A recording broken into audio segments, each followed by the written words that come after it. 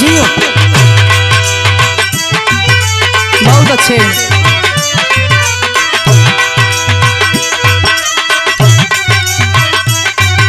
क्या बात है, बहुत अच्छे।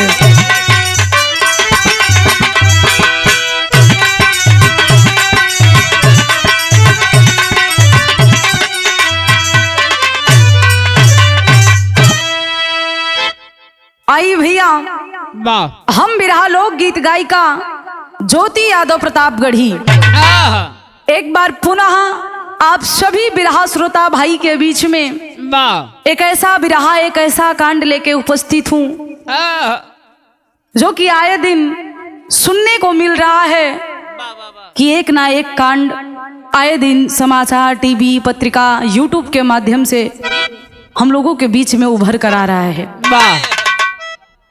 ये दुनिया, एक समय था लोग रंगों की होली खेला करते थे। आज के दौर में लोग खून की होली खेलने के लिए उत्सुक हैं। लेकिन ये कहानी कैसी है, कब की है और कहाँ की है? हाल ही में गोरखपुर में एक ऐसन दर्दनाक घटना घटल बा। घटना के सुन के, कहानी के सुन के हर कोई के दिल रहल जाई। कहानी कैसन बा? कवि जी लिखत हुआ 4 लाइन भूमिका में गुरुजी कहना बा।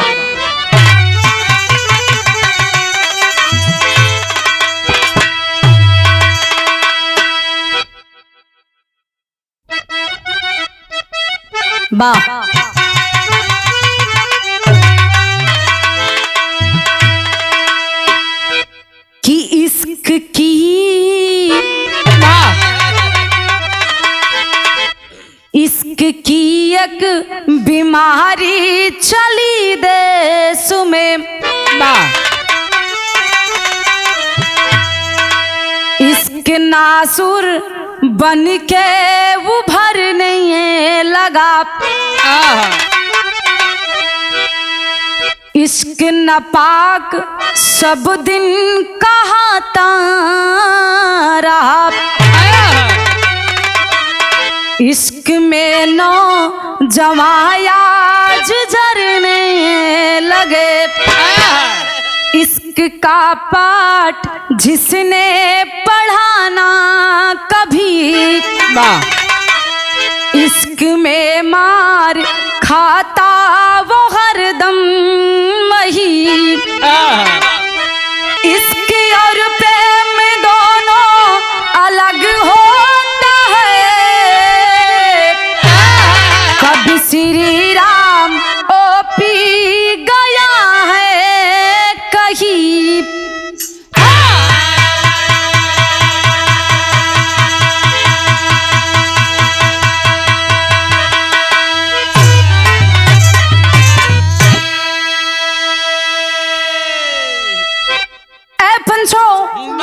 मैं अपने हर बिरहा में बताने का काम करती हूँ और आज भी बता रही हूँ। इश्क और प्रेम ये दोनों अलग हैं।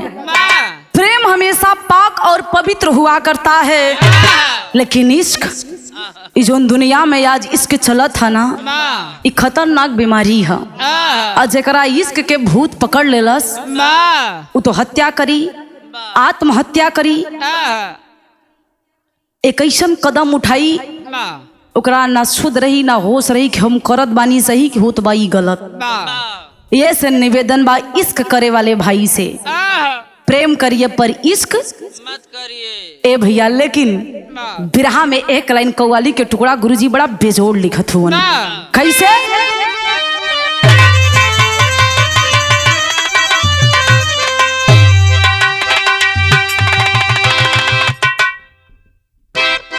जियो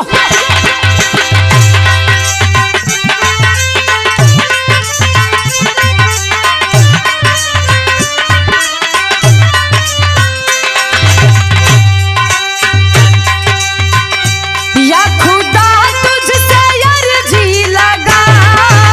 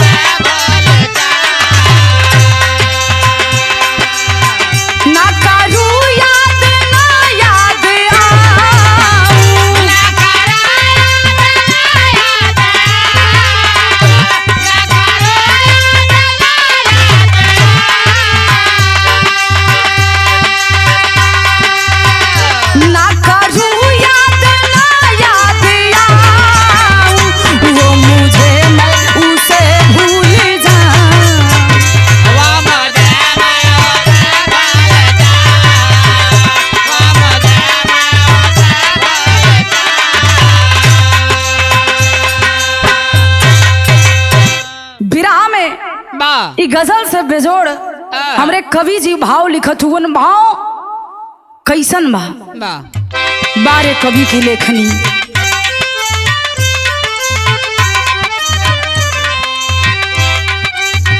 लिखलन दोस्त किसका है कैसे बताऊं। बहुत अच्छा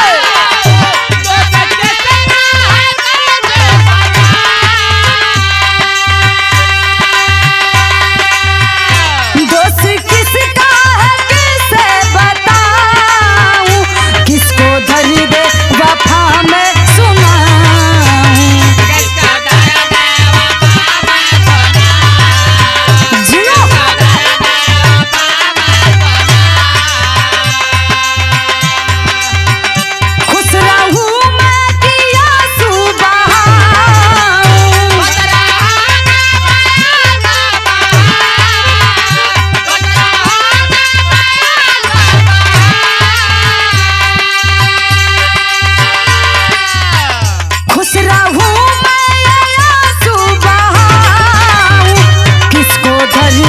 वफा में सुना।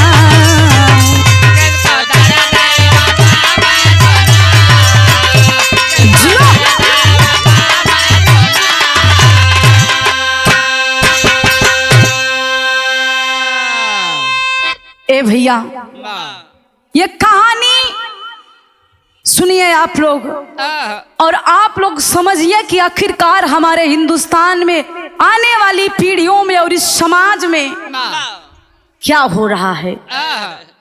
लोग अपनी हदें को भूलकर आज ये दुनिया कहां से कहां जा रही है। कोई रिश्ता पहचान नहीं पा रहा है। ए भैया हई कहानियां आप लोग सुनिहा। कहानी कैसन बा गुरुजी शहर में कहना हो।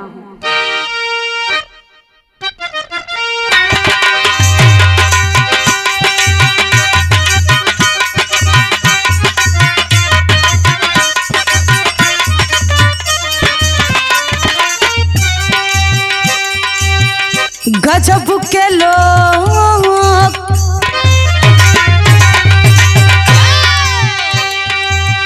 गजब के लोग हो गए हैं इस जमाने में। बना है वाहन मानो आज क्यों अनजाने में।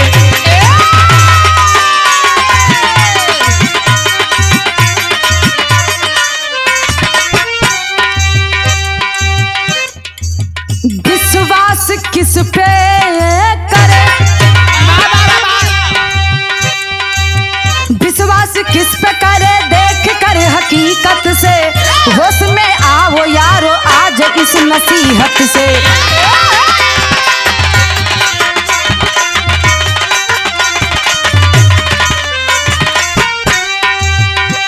कि जिला गोरखपुर की कहानी यही जैसा चालू होता। अगर ये पूरा बिरहा के सुने तो आपके दिल और दिमाग का गवाही दई। बिरहा में कमेंट करके आप लोग जरूर बताइए कहानी कैसन बा।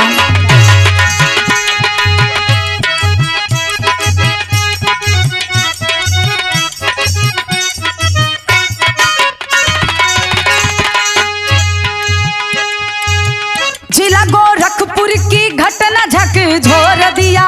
आज विश्वास की कमर को जिसने तोड़ दिया।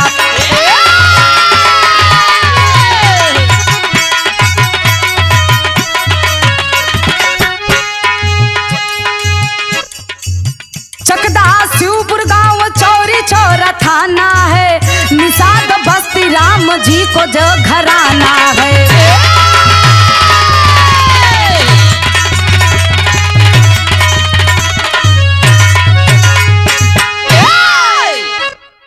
कहानी कैसन बा कहवा से बा। जिला गोरखपुर के अंतर्गत चकदहा शिवपुर चौरी चौरा थाना के अंतर्गत निषाद बस्ती। बस्ती में एक परिवार जो कि बड़ा खुशहाल परिवार। लेकिन ये भैया मौत खबों केहू के बता के ना वेला। एक परिवार जो ने परिवार के मुखिया के नाम राम जी निषाद बतावल गई। राम जी निषाद के बेटा के नाम रविंदर और बहू के नाम पूनम, 3 बच्चे। कोनो दिक्कत नहीं बा, परिवार बड़ा खुशहाल बा। लेकिन भगवान ना चाहलन, राम जी के बेटवा जो ने बेटवा के नाम बतावल गई ए भैया रविंदर निषाद। भगवान ना चाहलन, रविंदर के मृत्यु हो गई। बबुआ छोटे छोट हुवन, 2 बिटिया 1 बेटवा बतावल गई। बेटवा के नाम विशाल, बिटिया के बड़ बिटिया के नाम खुशबू और ओकरा से एक छोट बहिन। परिवार बड़ा खुशी बा। रविंदर के बाबूजी मौत हो गई, परिवार बिखर गई। विशाल के भी बचपना हा, कमाई के क्षमता नहीं बा। ए भैया कैसो पूनम देवी अपने परिवार के चलावत बानी। ए भैया समैया बढ़ा था और धीरे धीरे गरीबी झेले के पड़ल। जौने परिवार के मुखिया गायब हो जाए, मुखिया के अनुपस्थिति में वो परिवार बिखर जाला।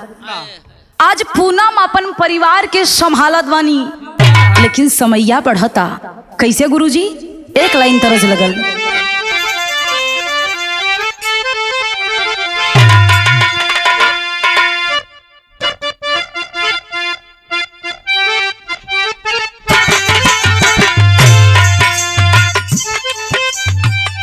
गीत बड़ी पुरान बा, लेकिन आज भी मार्केट में के लोग पसंद करेलन।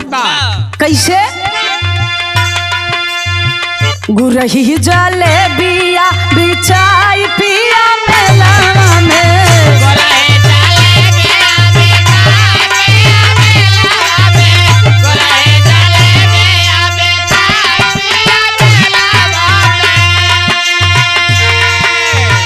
गीत से बढ़िया है भाव सुना।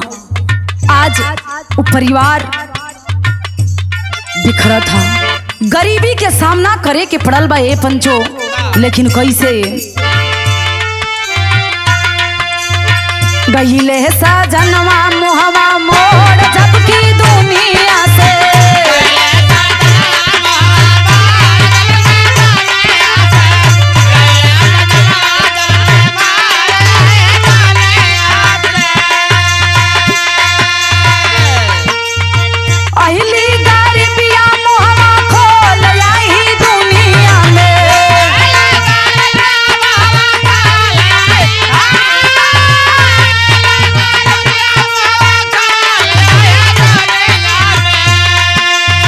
गहिले साजनवा मुहवा मोड़ झपकी दुनिया में।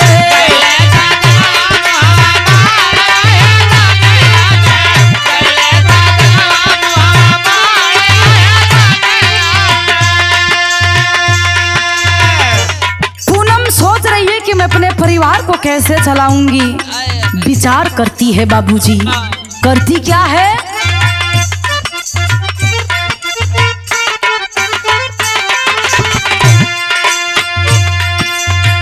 करके मजदूरी पूनम घरवा चलावेली।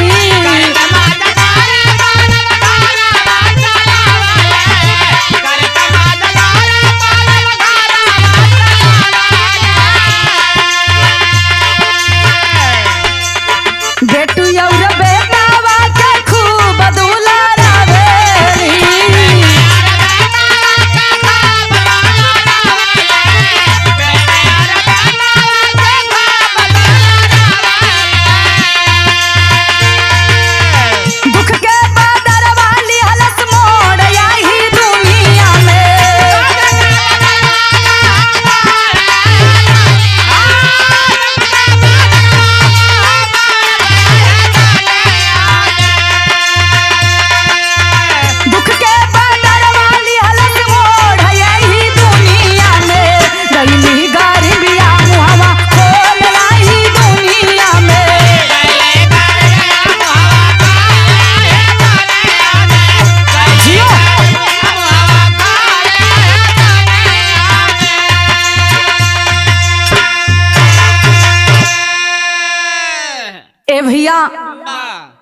आज पूनम 3 गो लड़का और अपने ससुर राम जी के साथ में परिवार के लालन पालन मजदूरी करके बाबूजी चलावत बाड़ी। अच्छा, एक समाज में एक महिला के लिए अपने परिवार को संभालना बड़ा कठिन काम है। आज पूनम कैसे भी करके अपने परिवार को हर एक सुख सुविधा को पूरा करने की कोशिश कर रही है, लेकिन आज होनी में कुछ और ही लिखल बा। होखत का बा भैया, एक लाइन तरज हो।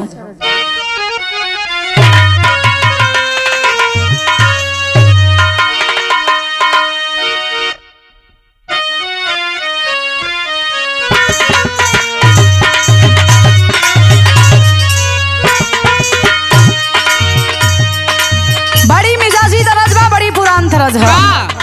कोनो दुल्हन अपने दुल्हा से कहे, ए राजा जी बम्बई घुमौला, कलकत्ता, दिल्ली के लाल किला भी दिखा देला, लेकिन एक जगह हमारी इच्छा बा। कहवा?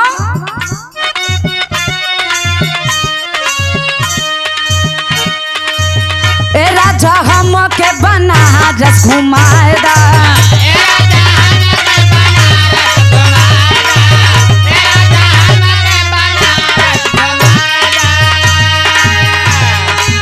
चल के गोदौली वाला पनामा खियादा, चल के गोदौली वाला पनामा खियादा, ए राजा हम के बनारस घुमादा।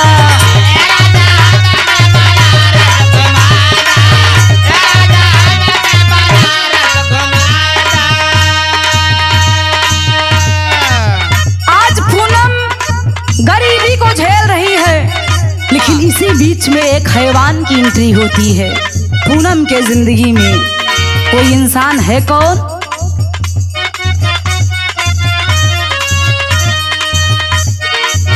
पूनम संजय के लड़ली नजरिया,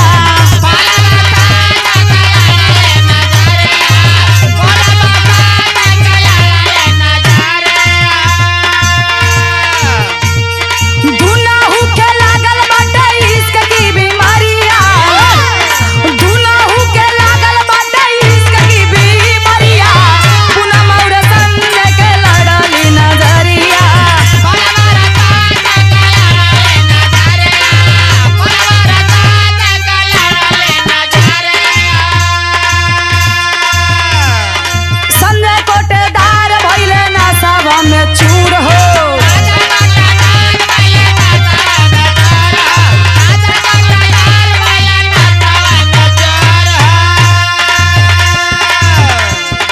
पूनम लुटावे इज्जत बन के मजबूर हो।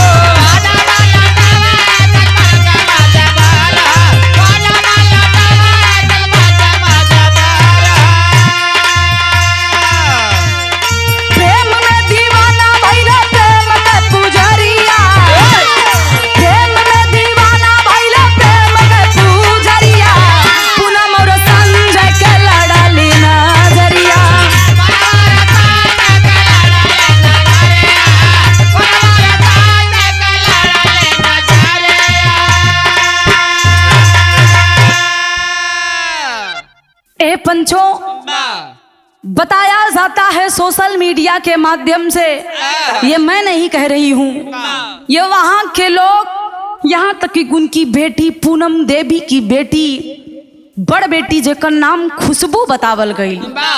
खुशबू आज मीडिया के सामने खुलासा कर रही है कि मेरे पापा के मरने के बाद ये संजय, जो कि कोटेदार बताया जाता है और वर्तमान प्रधान भी है शायद, आज ये पूनम मजबूर बेबस औरत घर को कैसे भी चला रही है।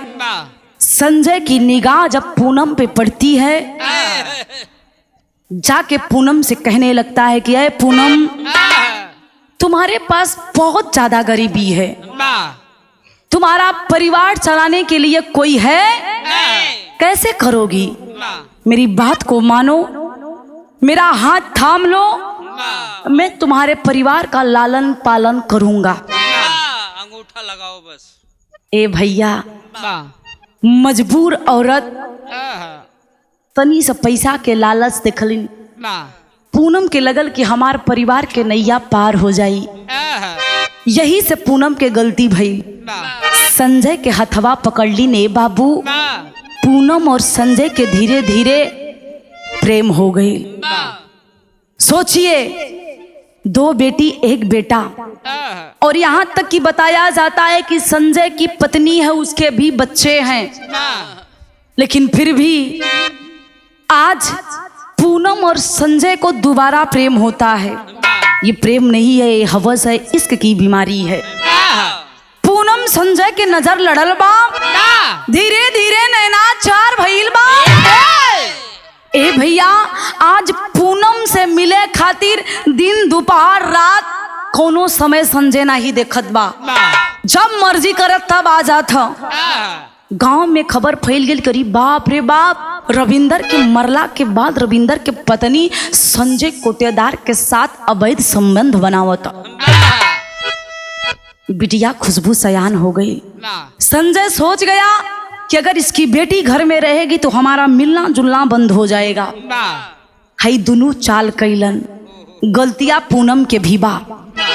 चाल कैली ने बाबू, अपन बिटिया के अपने कुछ दिन नैहर रखे, कुछ दिन अपने बहन के घर में अपने खुशबू बिटिया के भेज दें। धीरे धीरे समय बीतत बा, प्रेम बढ़ता। लेकिन आखिरकार धीरे धीरे समैया बढ़ता, ये दोनों जन के प्रेम बढ़त बा।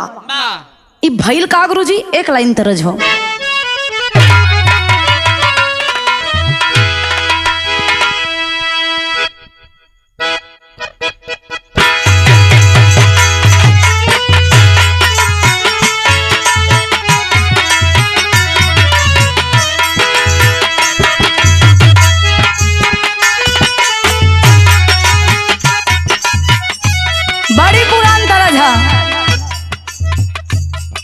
कोई से कहले बा, अपने जमाना में बड़ी लाजवाब गीत रहे, आज भी गीत के डिमांड हो। कैसन गुरुजी?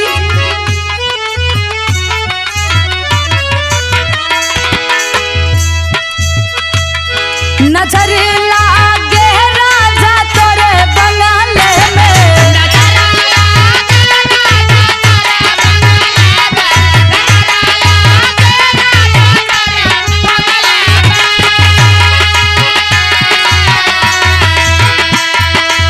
लेकिन बारे मुकद्दर के मालिक केकरा नसीब में का लिखल बा केहू के नहीं पता बा।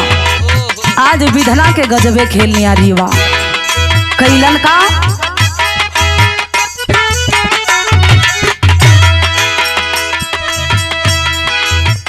गजब विधना खेले दुनिया में खेला।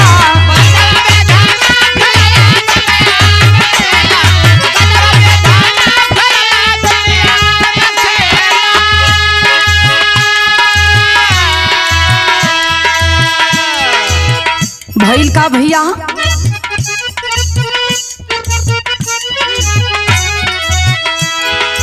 इश्क वाली गाड़ी जब धइल रफ्तार हो,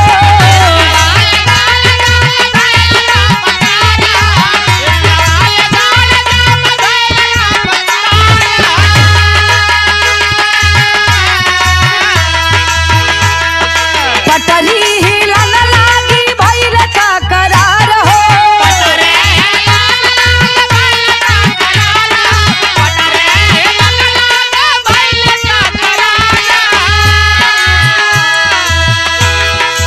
अलग खेलावा खेले दुनिया में खेला।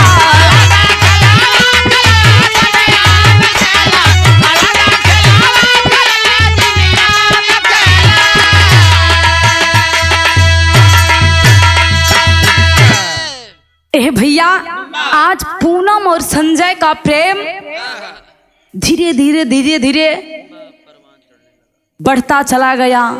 और ये प्रेम परवान जब चढ़ने लगा, गांव के लोग यही कहें कि पूनम का पति चला गया। अब इन दोनों में क्या है, किसी को लेना देना। पूनम गरीबी के झेलत है। संजय से कुछ पैसा मिलल, अब पूनम के पास कुछ मजदूरी करके पैसा आई, एक छोटा सा घर बनावे के तैयारी कैलिन। और जब धीरे धीरे घर तैयार भइल, उ लेंटर लदे के पारी आ गई, तो संजय से पूनम एक दिन एक ठो बतिया कहलिन। का भैया बिरहा में स्वर्गीय रामदेव उस्ताद वाली तरह से लगल।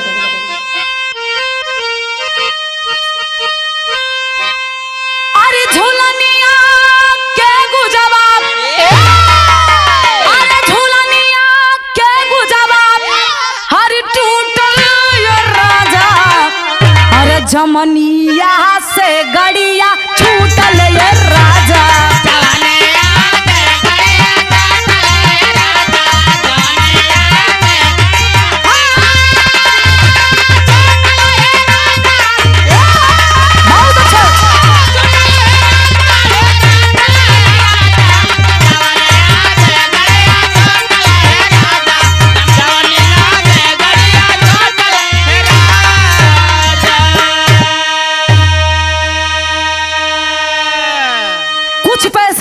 जब ये घर बना लेती है, लिंटर भी पड़ जाता है, और जब छत ढलल बा, घरे के रहे के ठिकान हो गई, पूनम खुश है कि मेरा छोटा सा घर बन गया, अब मुझे किसी चीज की दिक्कत।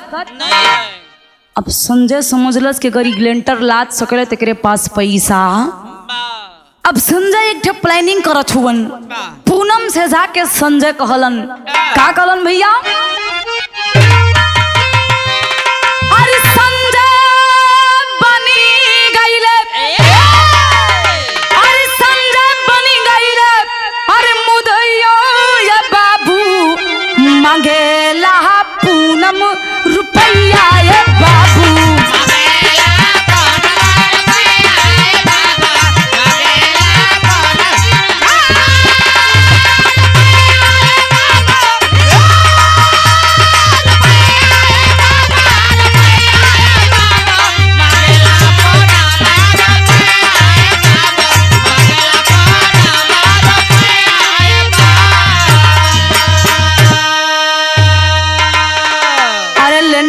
पैसा कुल देबू चुकाई, अरे जबरी से गहना के दिहल बेचवाई।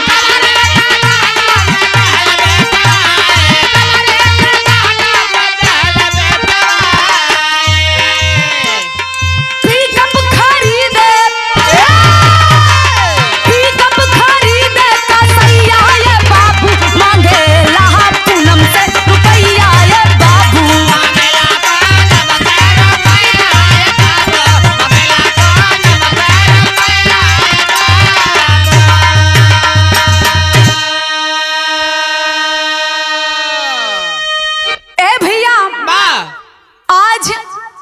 पूनम के पास ये संजय आता है और पूनम से कहता है कि पूनम, कुछ पैसे की जरूरत है, जो तुमने लेंटर अपना ढलवाया था वो पैसे में कर्जे में लाया था, पैसे दे दो और उसको चुकाना है। पूनम हथवा जोड़ के कहलिन कि सुना संजय, पैसा नहीं बा, कुछ महीना के बाद बा, हम कहीं ना कहीं कर से पैसा चुका देब, काहे ना तो वहीं दे देता। अच्छा, जब प्रेम भइल बा तो हक अधिकार बटवे करस।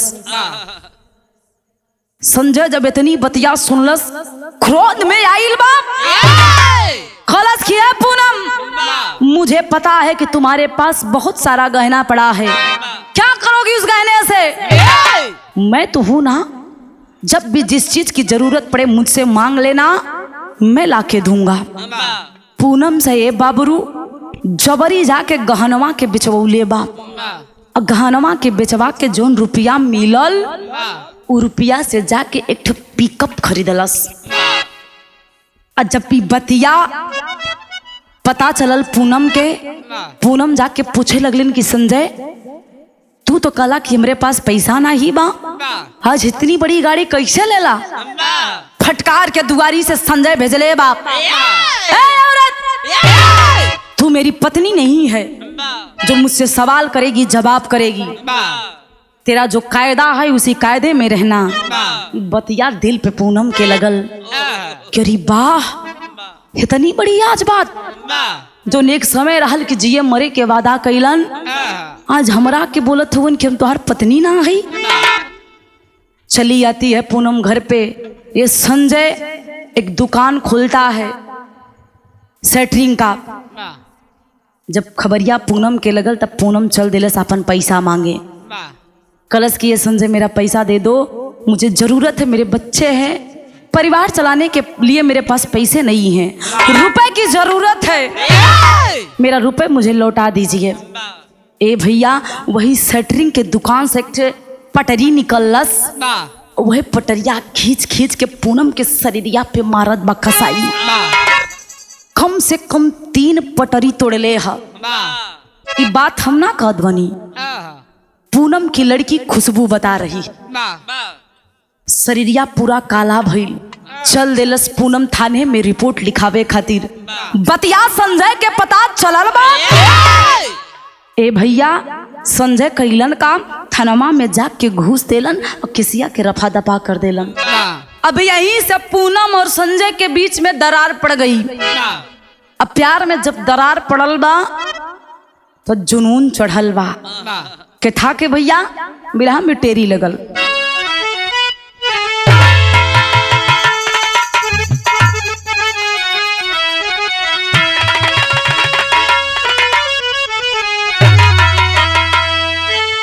अरे राम लहू की होली खेले रतिया, हे भैया लहू की होली खेले रतिया, त इश्क की लगी बीमारी मारल सबके मतिया, यार हो मतिया, यार हो मतिया। इश्क की लगी बीमारी मारल सबके मतिया, लहू की होली खेले रतिया। आई हो बतिया देखा हम ना कहत बानी। सोशल मीडिया पत्रिकाओं वहां के लोग, उनकी बेटी जो वहां पे मौजूद थी वो गवाही दे रही मीडिया के सामने। जब प्रेम में दरार पड़ल बा तो संजय आके धमकी दिया कि तू मेरे साथ इतना बड़ा कदम उठाई, थाने में जाके मेरे नाम का रिपोर्ट दर्ज करा के आई है, मैं तुझको नहीं छोड़ूंगा। ए पूनम याद रखना, कहीं भी मुझे अकेले में अगर तुम मिल गई तो मैं तुम्हें बख्शने वाला नहीं हूं, जान से मार दूंगा। पूनम बतिया जी के चाहत रहलिन। गांव में होला हर एक औरत से अपन दुख दर्द बांटेली। केहू से पूनम ई बतिया कह देलिन कि संजयवा हमरा के धमकी देत बा, मारे के धमकी देत बा। अच्छा ये बतिया था यही तक छोड़ा, लेकिन यार संजय पागल भइल बा, पूनम के खून के प्यासा भइल और कदम उरतिया में उठौलस। लगभग 1 बजे रात पूनम के घर पे जाता है और जाकर के करता क्या है, पापट में कहना बा।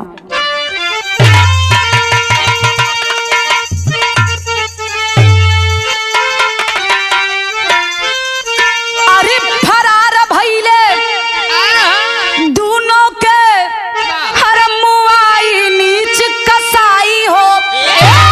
अरे फरार भइले दोनों के, मुआई नीच कसाई हो।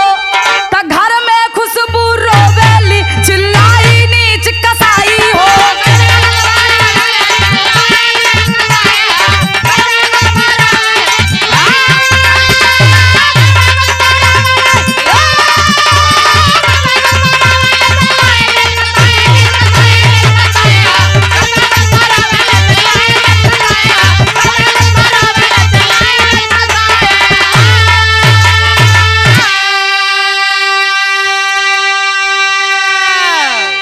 ए भैया घर के बरामदे में खुशबू की छोटी बहन और खुशबू की माँ, जिसका नाम पूनम बताया जाता है, तख्ते पे दोनों माँ बेटी लेटी हैं, बातें कर रही हैं। और पूनम के बड़ बिटिया जेका नाम खुशबू बतावल गई, खुशबू एक ठे कमरा में अपने आप के बंद करके सूतत बा।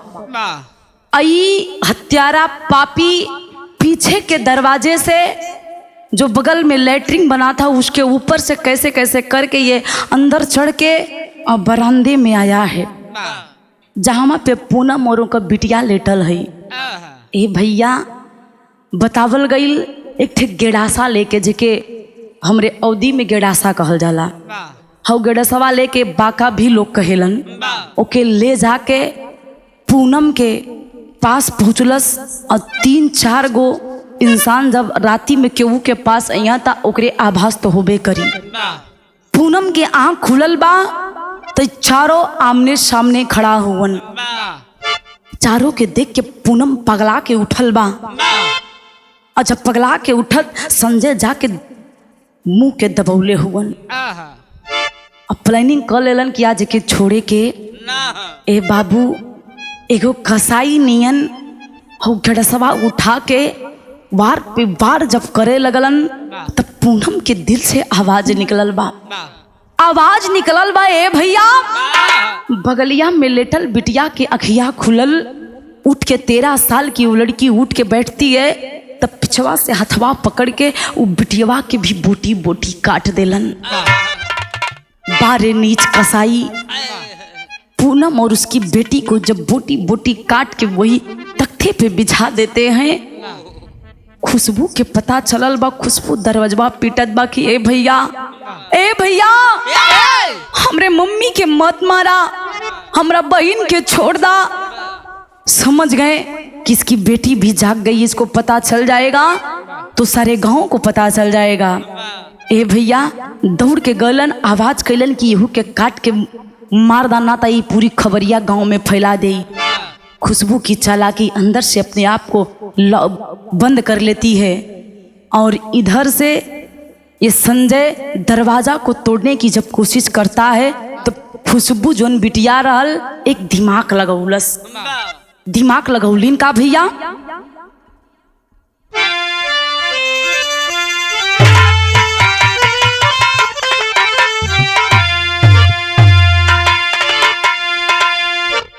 खुशबू दिमाग लगौलिन, झूठही फोनवा ना कैले रहल ओकरे पहले कर दिलस कि ए भैया हमरे मम्मी के छोड़ दा, हमरे बहन के छोड़ दा। हम पुलिस के बुला ले बानी। चौरी चौरा थाना बहुत दूर नहीं बा, पुलिस आधे रास्ते पे पहुंच चुकी है। इतनी बतिया सुन के संजय डर के अपन साथियन के साथ में लेके भाग गईलन। और वही भीतरा से खुशबू बिटिया रोवत बा।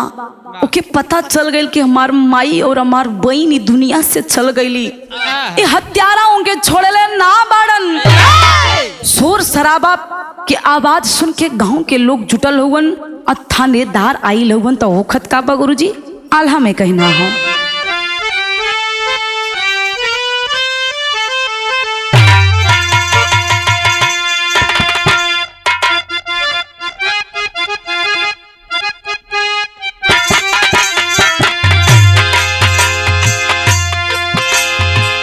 बदलल समाज आज,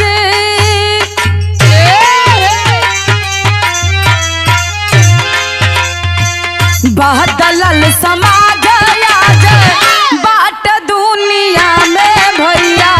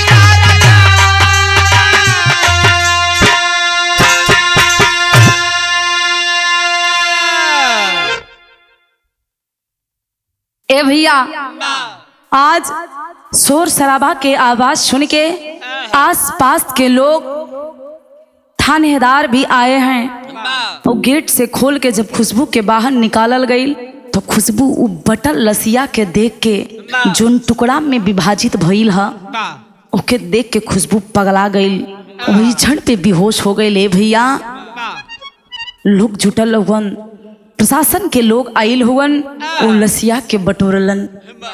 ए पंचो लसिया देखे लायक ना रहल। ए भैया, आज पूरा गांव वही घटना के देख के सोच में पड़ गई कि आखिरकार इस दुनिया में कैसन कैसन हैवान पड़ल हुवन। और सब के मुख से एक ही आवाज निकलल, केहू और ना, किहल कराइल संजय के बाप। खुशबू के होश आइल बा, तब पूछताछ चालू बा। गुरुजी, आल्हा बदल गई।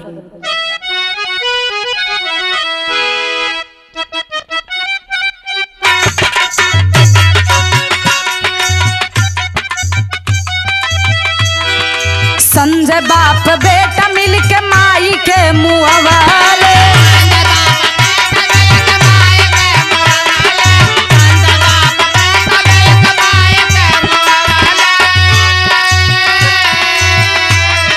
छोटकी बहिनिया नहीं छोड़ल बदकार,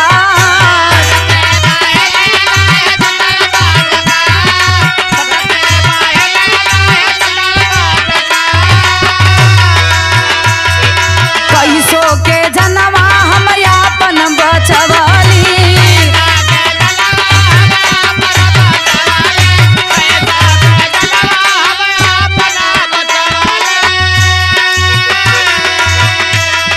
भीतर बंद कई के रख लिया अपन के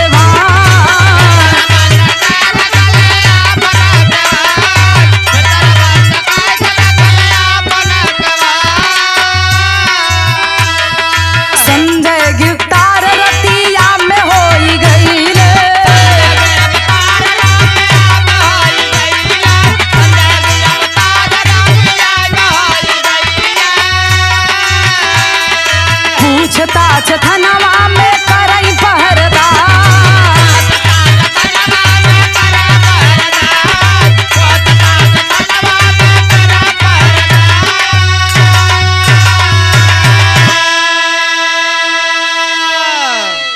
ए पंचो, जब खुशबू के होश आइल, थानेदार पूछत हुवन कि बेटी बताओ ये कांड किसने किया, तुमको कुछ सुनाई दिया कि नहीं। खुशबू रोवे लगल कि ए साहब हमरे अखिया के सामने ना, बल्कि हम सुनत रही अपने आप के हम बचौले बानी, अपन दरवाजा के हम बंद करके अपन जनवा बचौली, लेकिन अपन माई अपन बहिनिया के ना बचा पौली। अरे वो हत्यारा पापी कसाई हमार माई हमार बहन के जान ले लेलस। थानेदार पूछते हैं कि वो था कौन जिसने तुम्हारी माँ तुम्हारी बेटी को मौत के घाट उतार दिया। खुशबू हाथ जोड़ के कलश की साहब हमार और केहू दुश्मन नहीं बा। इस संजय और ओकर पिताजी कुछ लोग और साथ में आयल डलन, हमरे माई के हमार बहनिया के काट के बिछा देलन। ए बाबू, थानेदार देरी ना लगौलन, तुरंत जाके संजय के घर पे संजय को गिरफ्तार करते हैं और लेके थाने में जाते हैं। पूछताछ जारी बा, लेकिन अभी तक संजय ने अपना जुर्म कबूल नहीं किया। ए भैया, बतिया जब संजय के घर वालन से पूछल गई, उनके पत्नी से, कि आपका पति ऐसा था तो आपने समझाया क्यों नहीं, तो वो पत्नी हाथ जोड़ के बोला था कि साहब हमके कुछ नहीं पता बा, ये सब झूठी अफवाह, हमार पति के के मरले। अब सच्चाई का बा? प्रशासन अभी भी इस सच को ढूंढने में लगी है, लेकिन बिरहा में खड़ी में कहना गुरुजी।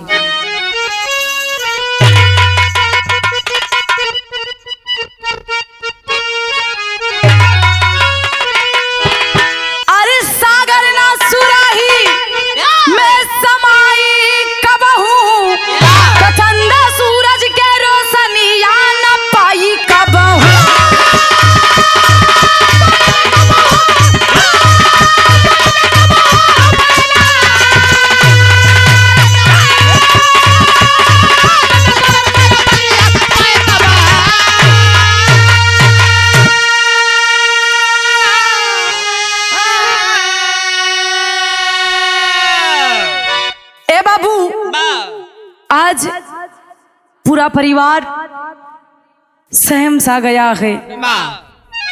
सोचने वाली बात है, जिस परिवार की एक साथ में दो लाशें घर पे आ जाएं, वो भी टुकड़ों में विभाजित होके, तो सोचिए उस परिवार पे क्या बीतेगा। आज वो खुशबू रो रो के सरकार से, प्रशासन से एक ही विनती कर रही है कि मुझे न्याय चाहिए, ना धन चाहिए ना दौलत चाहिए, बस न्याय चाहिए। जिस हत्यारे ने मेरी माता मेरी बहन को मौत के घाट उतार दिया है, उसको सजा होनी चाहिए, फांसी होनी चाहिए। पूरे परिवार पूरे गांव की यही मांग है कि जिसने भी ये काम किया है उसे सजा होनी चाहिए। ए भैया, लेकिन अभी भी प्रशासन तलाश में है कि असली मुजरिम है कौन। ये तो खुशबू बता रही है कि संजय है, लेकिन प्रशासन का जो काम है वो प्रशासन अभी तक अपने काम में सफल नहीं हुई है कि असली मुजरिम है कौन। और यहाँ पर संजय के घर वाले सीबीआई जांच की मांग कर रहे हैं कि सीबीआई जांच होनी चाहिए, दूध का दूध पानी का पानी अलग हो जाएगा। मैं भी विनती करूंगी प्रशासन के लोगों से, सरकार से, कि जो असली दोषी है, असली मुजरिम है, उसे सजा होनी चाहिए। कहना पड़ा गुरुजी। संजय कोटेदार हाथे लगल हाथ कड़िया, अरे जलिया में जाके सारे निकलल हाय कड़िया।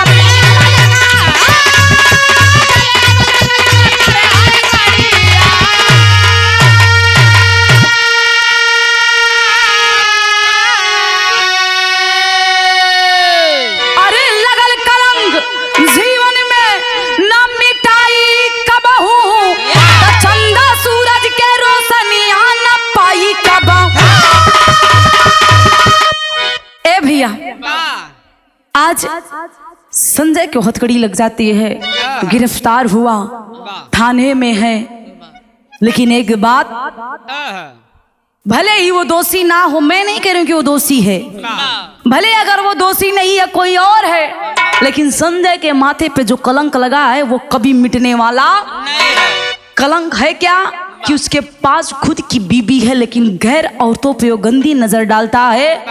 ये अब तक उस गांव के, उस जिले के लोग जानते थे, आज पूरा उत्तर प्रदेश जान गया है। लेकिन मैं निवेदन करूंगी आने वाली पीढ़ी से, हर समाज से, कि अपने परिवार को ही नहीं बल्कि गांव की जनता, गांव के समाज, और यहाँ तक कि पूरे उत्तर प्रदेश ही नहीं बल्कि भारत में हर कोई पे गंदा नजर ना डाले के चाहिए। ये मर्द जात के लिए नहीं बल्कि चाहे मर्द हो चाहे औरत हो, हर कोई के लिए नियम बा। अगर शादीशुदा हो तो अपने में खुश रहा। कैसे कि शादी, हम पहले भी बताइला, आज भी बतावत बानी कि शादी कोई मजाक नहीं है, ये पवित्र रिश्ता है, पवित्र बंधन है, इसको मजाक में मत लीजिए। अरे किसी का घर क्यों बर्बाद कर रहे हो? किसी का घर, किसी का परिवार, किसी की इज्जत, किसी की दुनिया क्यों बिगाड़ रहे हो? अगर आप किसी का परिवार बिगाड़ोगे तो आपका भी परिवार बिगड़ेगा, आपकी भी आने वाली संतान वही करेंगी। तो निवेदन बा, केहू के परिवार मत उजाड़ा। आई हवस, प्रेम ना बा, के हवस कहल जाला। ऐसे निवेदन बा, हमरे बिरहा गावे के ही एक मकसद रहल कि आवे वाली समाज में, आवे वाली पीढ़ी जोन बा, ऐसा दोबारा हरकत, दोबारा गलती ना करे। आखिरी और अंतिम लाइन में कहना पड़ा,